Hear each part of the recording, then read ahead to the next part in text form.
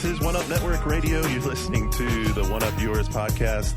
This is your host, Garnet. I've got my Shakespearean man here with me, lending the credibility to the show today. Hello. See how he does that? He's like, tomorrow. Instant gravitas. I'm not going to do that. Just because... No, it's not going to happen. why? Come on. Prithee, my lord. I'm not going to do that. Will you call someone a knave at some point? Just like slip it in? You knave. Yeah. All right, we got it knocked off. Hey, we got a great show today. So we're going to be doing the intro part with the What You've Been Playing segment. We had some requests to do some review type stuff, so maybe we'll talk like kind of reviewy about some titles we've been playing too. Second part of the show here, we're going to be talking about microtransactions. We got to hit the Oblivion story. You know, the horse armor or... well, horse something else, right? And then after, at the end, we're going to talk some news, get into some stuff with Apple's playing Windows, the press conference that Microsoft had in Japan, that thing. But let my co-partners or guests or whatever you guys are, we getting accustomed to seeing you guys. Say hello. I'm Shane Bettenhausen, the executive editor of EGM. John didn't actually introduce himself. He doesn't even have to introduce himself. No. So the voice like that, you don't need an introduction. John's the regular now. I mean, the people out there, they know he's going to be here. He's what we come for. Yeah, they're expecting. I mean, they come for you, I guess. No. But they Last week they did, because Garnet just talked. It's the we didn't Garnet get a chance Lee to say show. anything. Yeah, It was like, here's my opinion, and that's it. yeah. So we're hoping for some more of that this week. Not this week. We're gonna take over this time. So He's looking at me funny. Yeah, that was I think you're done talking. So everyone was worried because I was all aggro. So, you know, this week I went for different theme music. I went for a little Jay-Z, Big Pimpin'. So we're much more mellow this time. You know, we're just playing it cool. with the Hova. We're playing it Should we let cool. Luke introduce himself? Yeah, I'm Luke Smith. I'm from One Up News, and so I don't have any credibility just He's yet. the new and guy, I'm not British. New guy, whipping boy. Yeah, totally. I'm just Alright. here to be the butt of the jokes. No, you got the Journey cred. Yeah, well, Totally got the You Journey were in cred. Journey? No, I sang and I sing Journey. Oh, okay. Dude, did you see that story about Motley Crue having to use a drummer from a cover band in Canada? Hey, do what you gotta do. Did you see that? No. So Tommy Lee got like tendonitis in his wrist, and it was exactly like what was that movie? Remember with the girl from Friends? Rockstar. Rockstar. So it was exactly like Rockstar. So it was really shitty. They called up this.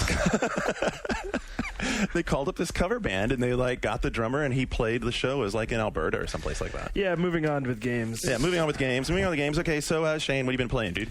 Well, I was on vacation last week, and I was in Tokyo, Japan, and I was playing a lot of DS because everyone there is totally into DS. I bought a DS Lite, and I was playing Brain Trading, and it's the game that I'm reviewing called...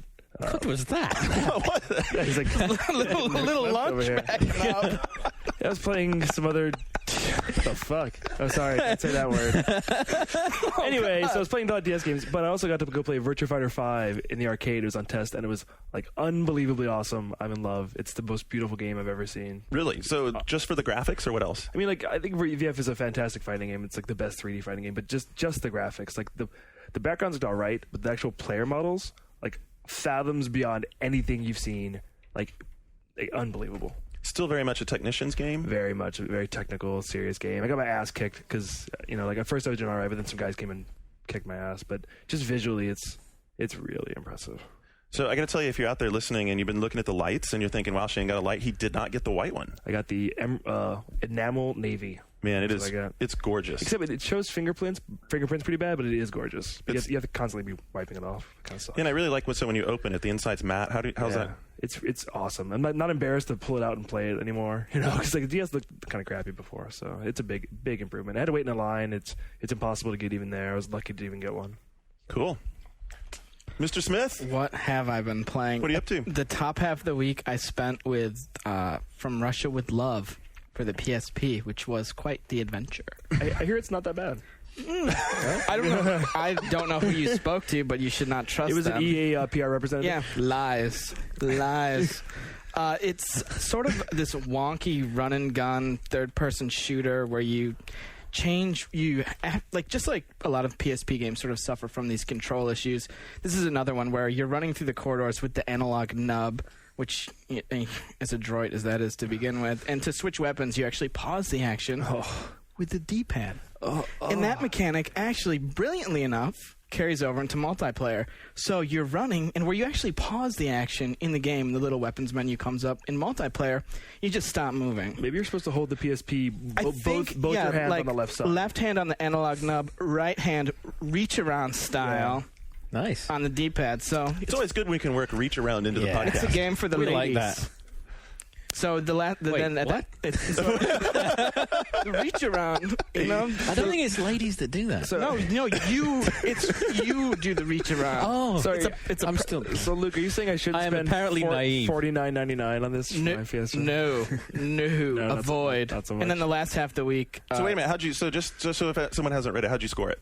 I gave it a 4 Right. out of 10. And the last half of the week, the actual sort of in-joke in the office is Skip and I have been messing around with Odama, which is, I heard Skip loves that. I know.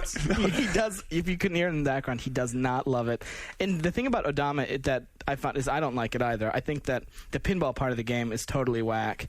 And let alone how silly I feel actually, leaning into this microphone to say, rally, press, and then have my little men not respond. For those of you who don't know, it's a pinball game. We have this supplemental army aiding and abetting you. It's a real-time strategy pinball game. Well, and fans of that genre rejoice. Yeah. I think they're finally going to be satiated with this, for better or worse. I think there might be some competing ones coming out, but watch out. Yeah. So, John, how about you? What you been playing?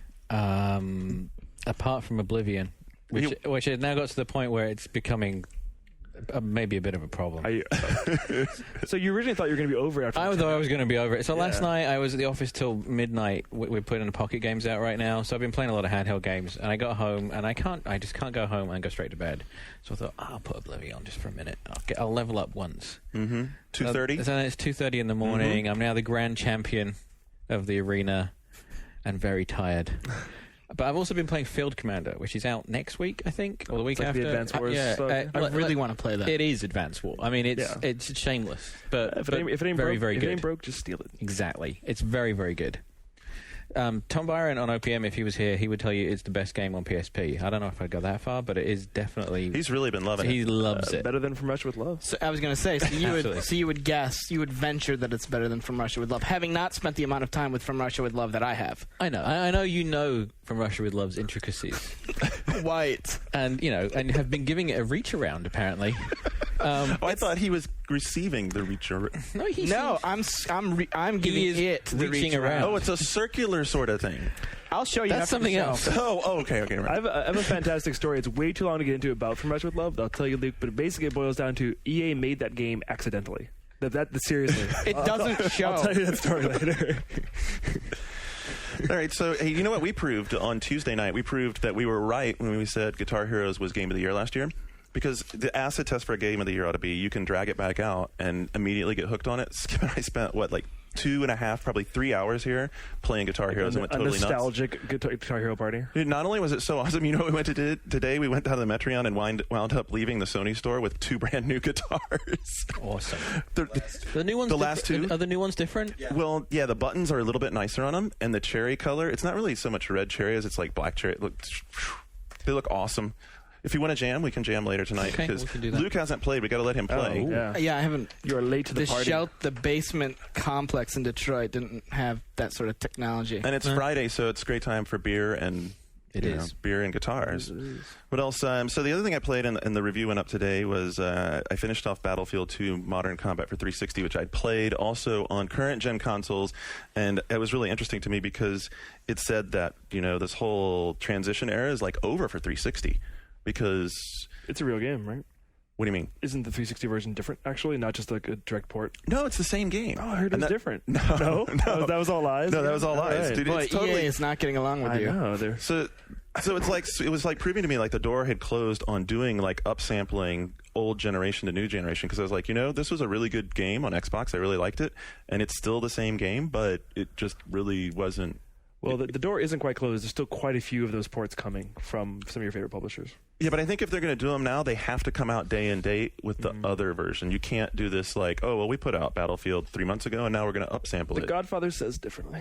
You know what? Good luck with that. I wish them a lot of luck with that because I think that's kind of over. And it's interesting. It's going to be interesting for PS3, too, because 360's okay, now they're at the end of that transition. PS3 will still have that transition, don't you think? I would think so. I would point to things like Tomb Raider 5 and Legacy of Kain for Dreamcast. I think it's a very similar situation now. If you go back and look at those games, they were just PS1 ports, to Dreamcast, similar to these PS2 ports. Soul Reaver looked pretty good on Dreamcast. It did. It was a good best version. Just like this is probably the best version of Battlefield for consoles, right?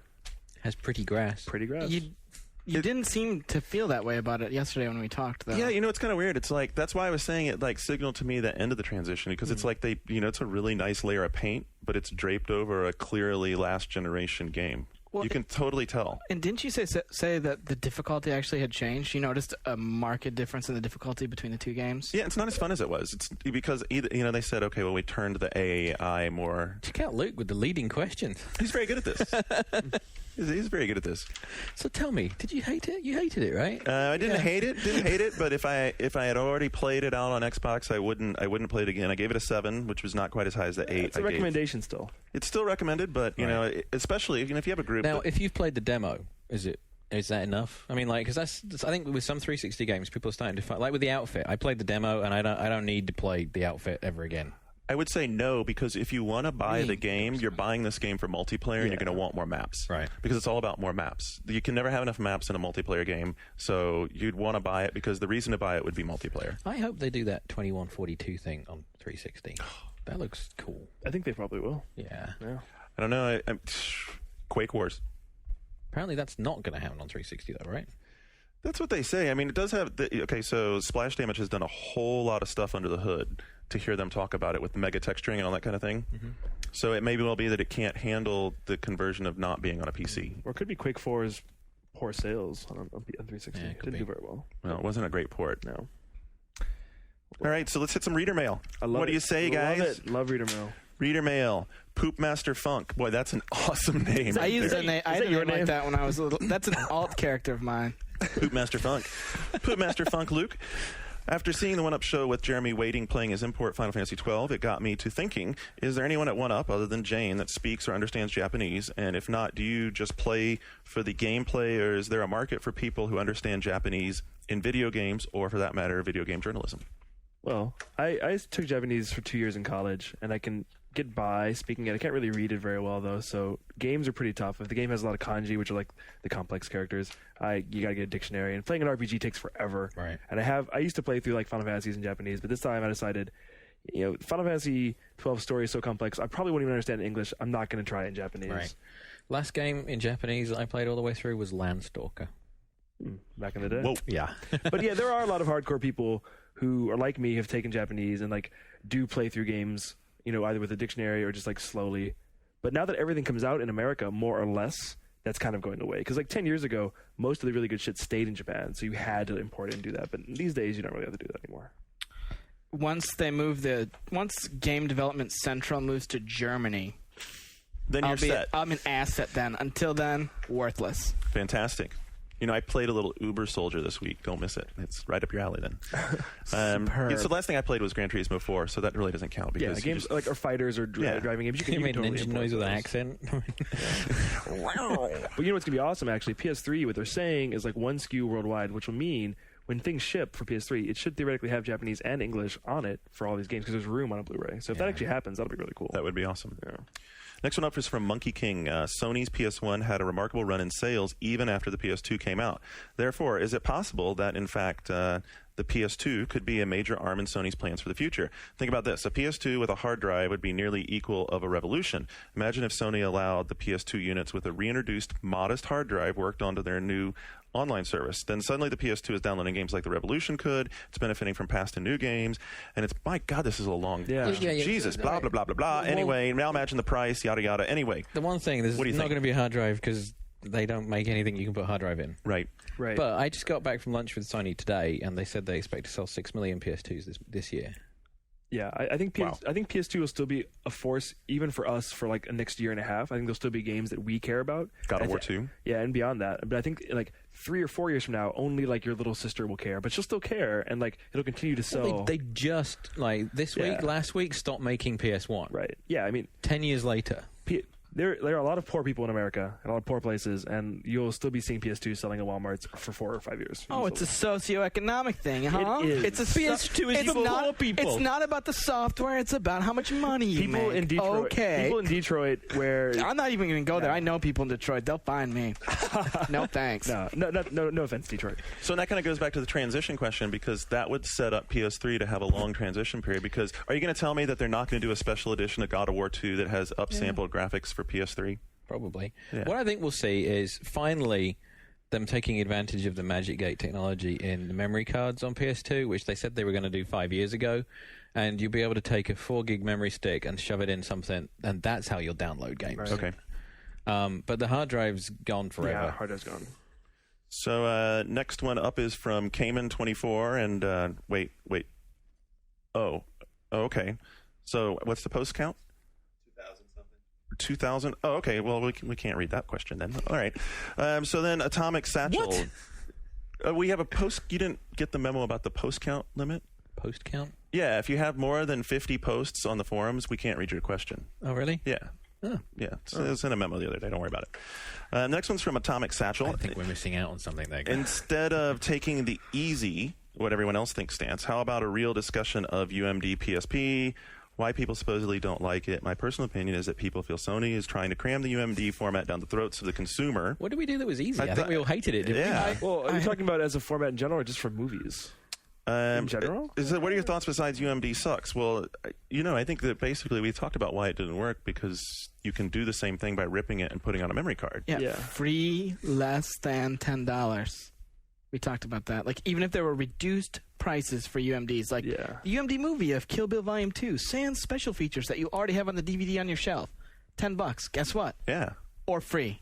It's this. I mean, the math is simple. It's as if Sony didn't think that people would be wanting to download movies like on iPods or something. They had no foresight in terms of how So people one are of the gonna points Atomic Satchel comes here is about Majesco and their portable video player that goes into the GBA. So is there a marketplace in it even at all then for video portable at that size?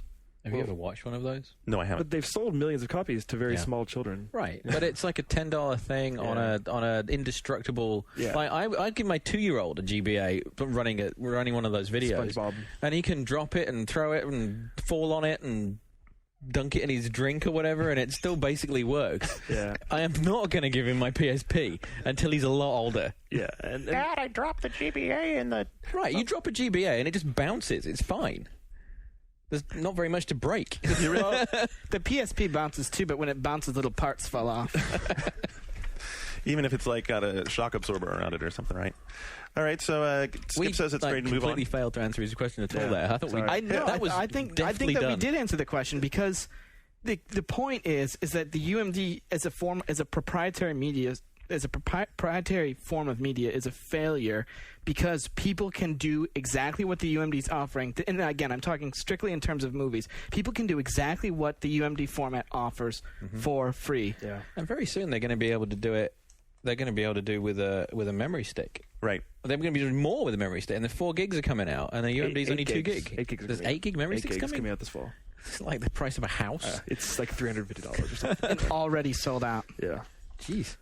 All right, so let's take a quick break. On the backside, we'll be talking Oblivion microtransactions, and Luke has some breaking news for us. Doing what on my backside? I was going to say, didn't we talk about You're listening to the One Up Yours podcast on the One Up Radio Network.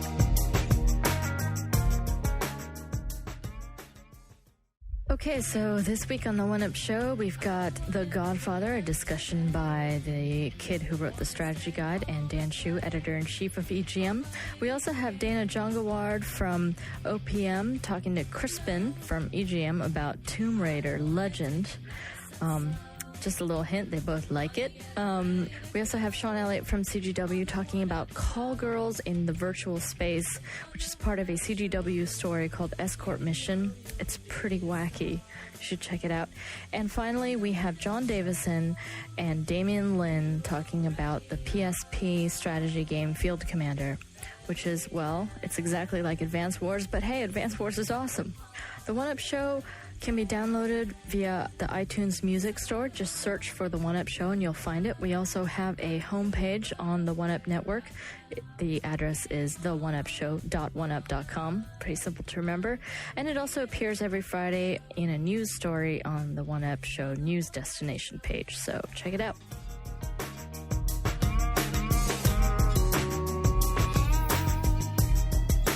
Well, that was good for me. Was it good for you? Yeah, I feel a little refreshed. It's much better. All right, so now we have our clothes back on. Let's get into this Oblivion thing. Luke was telling us that the deal is... The deal is today Bethesda, after what happened earlier this week, was the whole horse armor came out, and the horse armor was a downloadable armor that you could purchase. It was a microtransaction for Oblivion. That's going to become an expression, you know. When someone does something lame with a microtransaction, it's going to be the horse armor. Or the Odama. Or the Odama. they totally horse armored. Yeah, that. they totally did horse armor. What's the name of that? What's horse armor called? Barding, right? I don't. We have no idea what you're talking about. Yeah. Anyway, I wasn't at your D&D session last week. Sorry. Put your pants back on and be quiet. Anyway, Go play with my PSP nub. so what happened today was Bethesda tried to sort of appease the masses, at least the masses who purchased the game on PSP, and how they did, or excuse me, missed that PC. version. Yeah, it's a side companion to From Russia with Love. Do you want to start again? Yeah, can we cut that part out? No, anyway, the PC version. If you purchase the PC version now at GameStop or EB Games, you get a coupon good to redeem for the horse armor. So the horse armor, instead of costing you, so It was $2. It was cheaper on PC to begin with. and it's wasn't it? cheaper on PC Yeah. to begin with, but now it's cheaper and like it's free. So what about all the people that got stiffed buying it before? Send Bethesda an angry email. And what about 360 owners that were getting stiffed by having to Well, pay more? don't buy the horse armor. Well, that is one thing. I mean, have any of you bought the horse armor? You bought the horse armor. I didn't buy the horse I armor. heard you did. No, I didn't. At lunch, people were saying you bought the horse totally armor. bought the horse I did armor. not buy the horse the armor. thing is, like, I tried it, and it is bad overall for the industry. I bought Introducing- the good picture pack, which is almost as lame. Well, I think the problem is How much was the good picture pack? Like 100 I points. think people wouldn't be upset about the horse armor if the horse armor came out like 3 months from now. But the fact that like this game ships, you spend $70 but it should on be it. free. Well, It's should horse all armor. microtransactions be free? No, but I think what Shane's getting at is what I was going to say too. Is it's because the window of release is so recent, and Yeah. if you purchase the collector's edition, you drop $74 or Right. whatever, depending on your tax, on the collector's edition. We're going to 2 get weeks- such a reputation. 2 Now we got weeks- Luke fired 2 up. weeks later, you're paying $250. Yeah. I'm saying this is a 360 user. $250 for a skin, a Exactly. non-functional skin for a horse. And now on the horizon next week, a new zone to play in. Great. And I have to pay for that too. And this is all coming out within the first month. The idea that new content's coming out within a month after the game's release is okay with me, assuming it's free. Because if content is this close to being released as a game is Why going wasn't it on gold, the disc in the why first wasn't place? exactly? Precisely. It's just monetizing it, and it's just screwing people. Could I have like a pillow or something? I'm just gonna warn you that like you get Gonna excited bite on like this, then the forum guys go nuts with the whole you're breathing heavy thing. You know I'm they, just- they get really upset. Yeah, they get mad about But this that. goes back to my concept of the same reason, like where you thought it was awesome to pay for Xbox Live. You know, it's not awesome to pay for something you can get for free. And this is horse armor should be free. Online service should be free. No I one would likes like paying to for shit. reiterate, I did not buy the horse armor. Whatever. People are saying sure you he did. didn't. I totally would have, though. And Like- that's why it makes me so angry, is because I totally Yeah. would buy the horse armor because you want to have that. You still, like, even though it's just a glow, you still want that completion. Wait a minute, it's a Completest thing. single player game. It's not like you get to show the stuff off to anybody other than yourself while you're sitting there watching the game. Yeah. Well, you know, But that's important. In a related story, I'm going to give Microsoft a little credit for not charging for the Cameo co-op pack, Right. which is content they promised would be in the game when it shipped, and now like 5 months later, it's finally done, and they say dust off your copy of Cameo and download this. But like, at least they're not charging for that because that'd be Right. the most asinine thing I've ever heard of in my entire life. Well, I mean, there is definite different mentalities here. For instance, PC, a lot of times in games, especially role-playing games, you get more content. Guild Wars, constantly updating. I mean, they're about to release a new... It originally was an expansion, now they're calling it a full game because it has so much content, but the Guild Wars has had a lot of updates.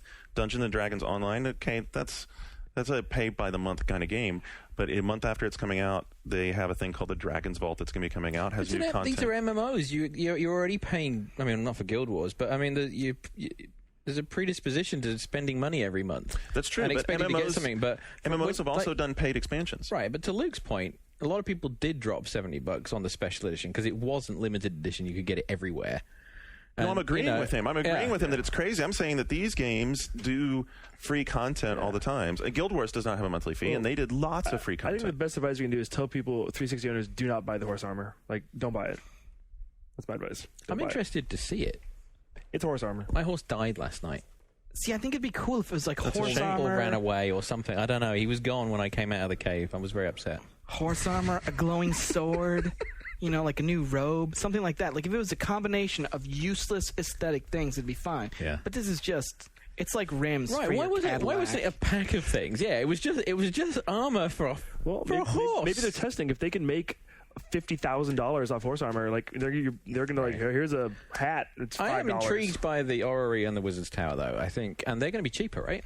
Yeah, they're gonna be cheaper. They're gonna be like $1.99, I think, for Xbox 360. So I mean, I can get a big ass tower to hang out in, or crap, And with a teleport to any Mages Guild in the world. The thing about the tower, He looks very excited about it. He like I gets am. so It's new teleport. And it's new content though. There are complete quest lines for the new zones that players are going to be able to run amok in, and there's because rewards what we at the all end of need them. is more to do in Oblivion. Yeah, people were just saying, I'm really starting to get bored in Oblivion.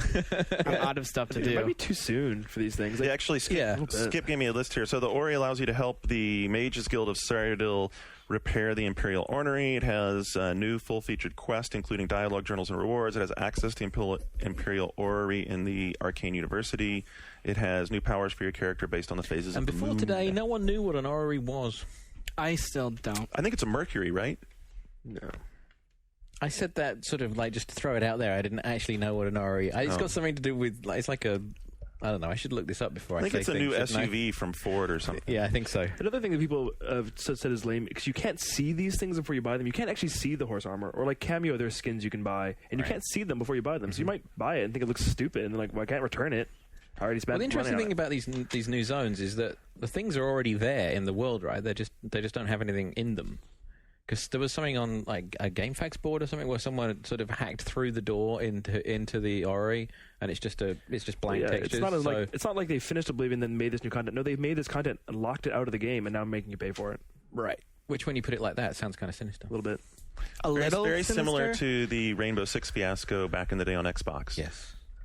Do you guys remember that? You know, the two maps or something. yeah, where the maps were on the disc and it was downloadable content. People were like, downloadable content? Wait a minute, I didn't download enough. There's not enough content here for a map. And then they figured out, oh, the map's on the disc. You're just unlocking it. Mm-hmm. Yeah. So I didn't pay you enough money when I bought the game. I need to pay you a little extra to get this. And just to not to beat a dead horse, Oh, hey! I'm still very upset about that. compare the. Yeah. But just compare this with how Bungie did the Halo 2 maps. Where there was the Halo 2 map that wasn't unlockable in the game. I don't remember what it was called. Some angry message board reader can point that out to me. And they screwed up the way the map was unlocked in the game. So they unlocked the map for everyone. And that was the map on the disc. And then the extra maps they released, they developed and spent time developing and at least gave the public the perception, whether or not the maps were done, they at least gave the public the perception that the game shipped. We're working on this new stuff for you. It will be out when it's done. Not, hey, the game shipped. Yeah. Guess what? Well, and then even better, they charged for it at first, but then eventually made it free, which was even cooler. Exactly.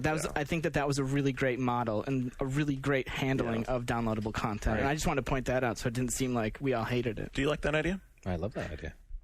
So, if you're hot for it, pay for it. Go ahead and get it now. But if you're not if you don't have to have it today, then wait for it. Right. I mean, like the two new areas in Oblivion. I mean, I'm still only 17, 20 hours in or whatever. I don't need 2 new areas yet.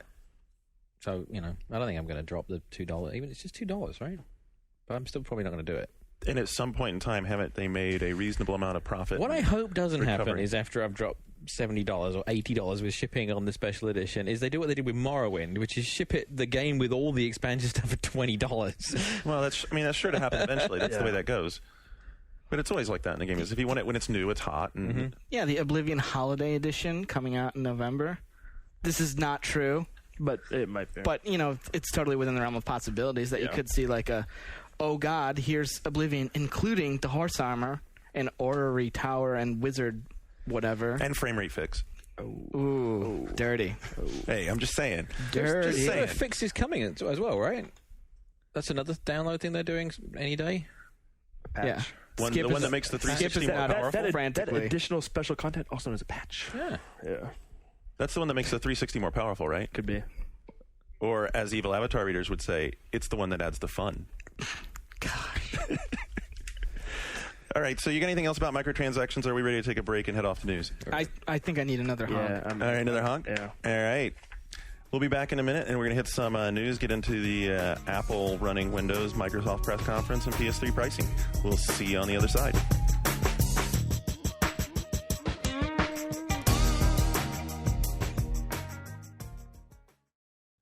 If you like what you're listening to on the One Up Yours podcast, we also do other shows on the One Up Radio Network, including the recently started CGW podcast. You might want to check that out. It's run by CGW's own Mr. Jeff Green, and he is the authoritative source in the community for PC games info. So give it a listen and check it out.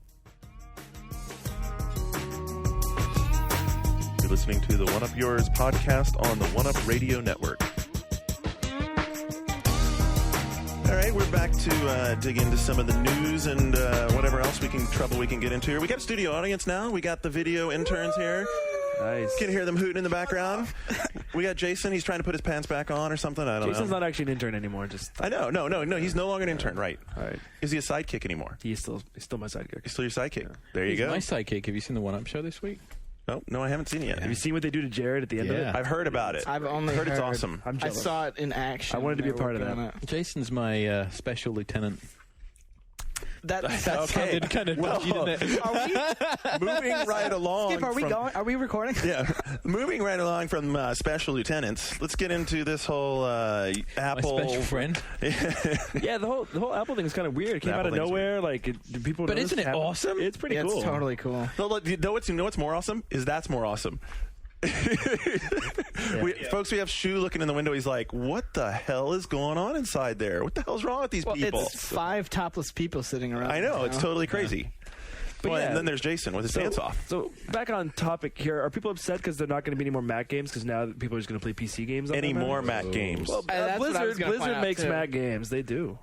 They're the only ones. Blizzard I think doesn't it's even excellent, and it's like I was in the market for a gaming laptop a little while ago, and I didn't buy one because it was going to cost me $3,000 or $4,000, and it was going to weigh like 20 pounds. And now, for $2,500, you can get a MacBook Pro with a gig of RAM, a huge hard drive, a 256 meg graphics card, and it runs Half-Life like a dream. It's awesome. I mean, what is that? I was on this Cranky Geeks thing that the other guys at ZD do. And they were complaining about, you've been able to do this stuff with Virtual PC, and what's the point? What's the big deal? And it's like, well, it wouldn't run games. That's the big deal. Virtual PC was nothing like this. Microsoft says that the third biggest thing on Windows, behind email and web, is games. And I mean, if I was Dell right now, I'd be kind of worried about what Apple's up to. Maybe they could pull a laser. A what? So once upon a time, in the dark that's ages. his favorite American Gladiator. Oh, yeah. That was Nitro. So about the same time they had American Gladiators on the TV, there actually was a company that made third-party Apple computers, and it was called Laser. Yeah. Just saying. That's today's useless tip. Yeah. It was mighty damn useless, wasn't it? Next point, Boot Camp, awesome. Next. All right, so that was pretty easy. PS3 pricing in Europe. Yeah, well, This is Everything's kind of- expensive in Europe. Well, the thing is, They pay for it with euros, of course it They is. do. Much Ado About Nothing or Spin Control, I guess, is sort of like how you can look at it. Because after the fact, after this Microsoft executive, Fonray or whatever, made his statements on radio about Blu-ray players costing 500 to 600 euros. All right, so we know Shane's opinion. It's Sony. They can do no wrong. So anybody else? What about John? I think, part of me would like to think that Sony is like having this clever campaign of disinformation where they're just like escalating things and changing, sort of purposefully saying different things about prices in different places, so that when they do come out and with the eventual price, everyone's going to be like, okay. But I don't think it's orchestrated. I think it's entirely accidental. Yeah, and I think the eventual price of PS3 will undercut the price of Blu-ray players, just because HD DVD players and Blu-ray players are going to be expensive. Things are always expensive. So- Early adopters, it's going to be $800 for HD DVD. Okay, player. so give us a number. Say right now, how much do you think the PS3 is going to cost? It will be between $399 and $499 in America. One SKU, One SKU. if it's one SKU, I say $4.99. I think $4.99 is the right price. well, they may be willing to undercut themselves, though. I see the right price is a relative term, though, in this case, because the right price at 1 million units per month for the first 6 months doesn't matter how much you price it for, because that's not enough units to meet demand. You could price it at $800 and it's going to sell. Well, and PSP. probably a couple suckers in this room will be standing out to get one. Shane is already raising his hand, so is Fred. Yeah, shock and all there. Yeah, I know. $500, Amazing. I think that's a value-added price, considering it's a Blu-ray player. So. See, I'm not okay. You said considering it's a Blu-ray player, and I want to go to that a second. How excited are you to watch a DVD on Blu-ray? Because I don't give a shit. I've seen a friend of mine. A friend of mine is a He total. broke his TV on the way here from Chicago. A friend of mine is a total tech geek, and he was part of this upscanned place where he would download movies at 1080 2 years ago, and I saw Lord of the Rings in 1080 on his TV. Then he switched to the DVD, and it was like night and day. I mean, you don't realize how good it is until you actually see it. When you see how good a Blu-ray movie looks, you'll be sold. I guess for me, it's I look at my DVD collection and go, this version of Lord of the Rings looks fine. My little Uber Ultimate Jesus edition. Some DVDs looks a lot of DVDs have artifacts, and you can see this isn't perfect. And when you see how perfect something looks on Blu-ray, I mean, it is better. It's the future. Is that perfection worth the cost, though? And that's what American consumers are going to be asked this fall. And en masse, they're going to say, no, it's not. Yeah, Blu-ray is the future. Not HD. Not HD even. Yeah, of course not. I couldn't disagree more. There's me too. There's no goddamn way American consumers are ready to throw away literally piles of DVDs that they own. You can still play all your DVDs on the PlayStation 3. Okay, so I can still play all my DVDs. Great. What the hell do I need Blu-ray all right, for? Enjoy your cassette tapes and your vinyl records. I'm totally Jurassic here. and you're Cretaceous. And in another 3 years, you'll be fucking extinct, too. Is anybody Cut that word out. Is anybody at this table not going to buy a PlayStation 3? And if you do buy it, are you going to be I'm not going to... I still haven't bought an Xbox 360. Well, there's a reason for that. Oh, snap. That's just ill. Folks, you have to understand, now that Shane's had a couple of beers in him, and hear the true colors come out. No, Dr. Sony. So tell us, Dr. Sony. The PlayStation, because it is a Blu-ray player and the place will be playing most of your video games for the next 5 years. Most. For $500, it is an incredible deal, I think. There you go. That's my opinion. So says Sony Bettenhausen. I was going to say most is sort of relative too. I don't know that that's going to be the case either. So by the way, what was the reason he hasn't bought a 360? Not enough games. Not enough games. Not enough games. See, that would have been the case pre-March. I think now there's enough games. Now it's just a matter. Now that there's the relaunch with 2 new games, you're right. There's a great lineup. The supply. I mean, hang on, Sony Station.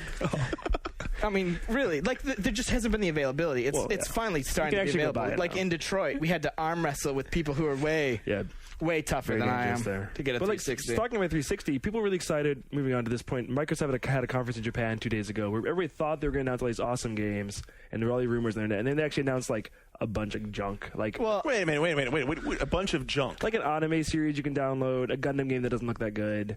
A Gundam game that doesn't look that good. A Gundam game doesn't look that good. But there weren't that many, the killer apps people wanted. There's a Tri-Ace RPG. That's kind of cool. The guys who make those guys who make Star Ocean.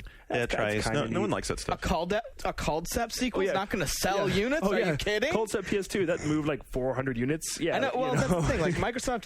I don't think Microsoft is in touch with what Japanese users want at all. And there was an internal email that was going around here at Ziff about people being they're going to announce a new Chrono. Of course they're not. You know why? Because that would make sense. And what Microsoft does in Japan doesn't make sense. What Microsoft is doing with Microsoft completely makes sense. They're getting what they want out of it and giving Microsoft as little as possible just to make the deal. I mean, doing Final Fantasy 11, that was a great deal for Square. Square made pure profit off that deal. Every Xbox 360 in Japan comes with Final Fantasy 11.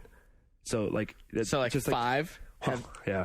What's funny, I was in Japan, I saw 360, and it's being treated like GameCube. If you go to the back of the store, where the GameCube games are, that's where 360 is. It's already kind of clearancing. It's already in the ghetto? Perfect Dark Zero is $20 new. That game Enchant Arm was sold for $13 new in Japan.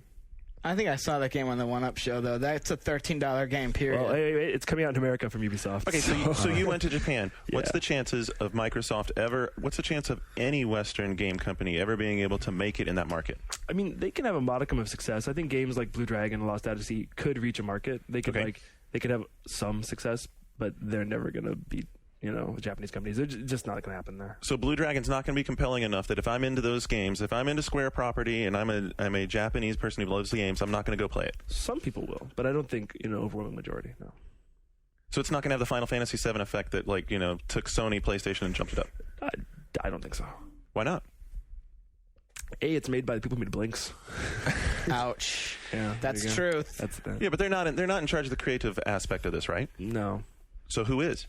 Well, I mean, Mr. Sakaguchi's overseeing everything, but Right. Artoon is making that game, and he's overseeing like 5 games. He's not that directly involved with any of them, I don't think. So he's just cautious bystander, and it's just all going to backfire. See, I mean, maybe I'm overly optimistic here, but I think that something like this was never. Microsoft didn't spin this as a big press conference. It's not like we picked up on it as Microsoft. Everybody else did. Right, everybody Yeah. else did. Yeah. And I think it was completely unintentional that it became a big thing. They never intended for this to become blown out of proportion like it was. We're blowing it out of proportion because we're hanging on every little word. It's like, oh my God, 360, they're going to say something, and it's Japan, holy shit. And it was nothing. Microsoft's saving all their good stuff for E3, and there are some good announcements that Yes. will make their lineup stronger, but will the announcement at E3 make them win Japan? No. Right. It's not going to happen. But can they put enough eggs in the basket Well, for a Japanese The fact market that to develop? the fact that right now Xbox 360 is less successful than Xbox One was in Japan. Yeah, it's crazy, isn't it? That should tell you something right That now. does tell you a lot. That tells you a lot. That tells you everything you need to know. And hey, let's be honest, Xbox was not successful. No, it was not. There's no market. There's no Xbox market in Japan. Period. I mean, there's a really hardcore market, the same kind of guys who import American PC games Right. and stuff. They might be into it, but the average Why are we consumer- putting so much attention onto this? This is really boring. I was just about to say, like, Garnet as much keeps as pushing me. as much as I'm so interested in what's big in Japan, like, I would rather Yeah. shift the conversation to a continent that I care about. Okay, well, what But I kind think- of what well, kind do I- you care about? We'll talk about Australian copyright laws. but like the thing God, is, thank you. Japan does still matter because, if evidence, Nintendo just gave their earnings, and they've had the best year in like 6 years because DS is so huge in Japan. Last year in Japan, 54% of all games sold were DS games. All games. That's like incredible. Man, the doctor's got some facts ready for us. He today. does, dude. He came like my prepared. man Look at that. prepared for the show today. So, I mean, like, if you make a lot of money in Japan, it's really good. You make a lot of money. And Microsoft would love to be selling 54% of all games in Japan. They'd love to be selling 54% of all games in America. They'd love I'm to sure. have more than one profitable quarter of Xbox. Yes. Oh. It's a pretty harsh note to draw this little conversation to a close on, isn't it? Well, there's always next week. There's always next week. And speaking of next week, so we got cover story coming next week, and you know what's funny? Next week's cover story is all about. Japan. It's all about. oh God. So, why do you say it like that, man? Well, no, I He hates Japan. Yeah, Obviously, you hate totally. Japan. I can't stand it. No, I just was saying that in He's so relation to Caucasian. what we've just been talking So about. It was after an inordinate amount of time talking about Japan now, we're going to spend all next week talking Yeah. about it as well. Yeah, we are. Well, the thing is, next week though, I think next week you can look forward to some pretty exciting stuff. I'm sure someone will have something to say about Odama. Yes. Oh, That's his new favorite game. Skip, how do you feel about it? Can you shout? I think that sums it up nicely. It was more like. Whoa! ow. Ow. Yeah. Turn me down in the headphones. So what are the games in Japan Week? Just really quickly. Loco Roco, Odama, what else? Boy, you killed me with that one because you know what? I haven't actually been following. You it. haven't prepared? I can't tell So you. Loco I don't have Roco one. and Odama are in Some there. game with schoolgirls. Brain and Age. yeah, Brain Age, Brain We have Age, Brain Age coming, which is because pretty it's huge. exciting. We played that in the office earlier this Tulip. week. I feel more It's intelligent actually already. coming? I don't believe it. Yeah. Yeah, no, and you know what? Jared was totally into it. He's so into that stuff. Are you surprised?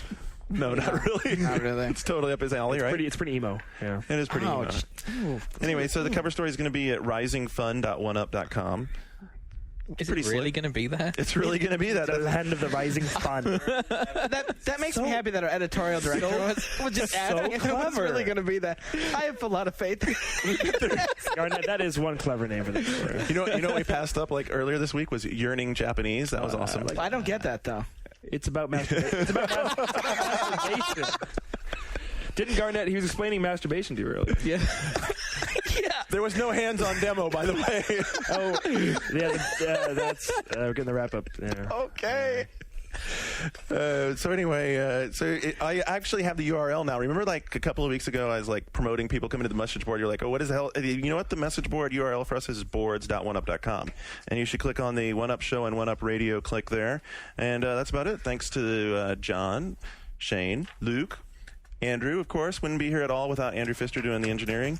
And send us your questions. Come on the message boards, and otherwise, we'll see you next week. This This has been One Up Yours, a production of the Ziff Davis Game Group and part of the One Up Network. One Up Yours is hosted by Garnet Lee and John Davison, produced by Andrew Pfister and Mike Aim, and is published every Friday afternoon via the iTunes Music Store and from its home at oneup.com.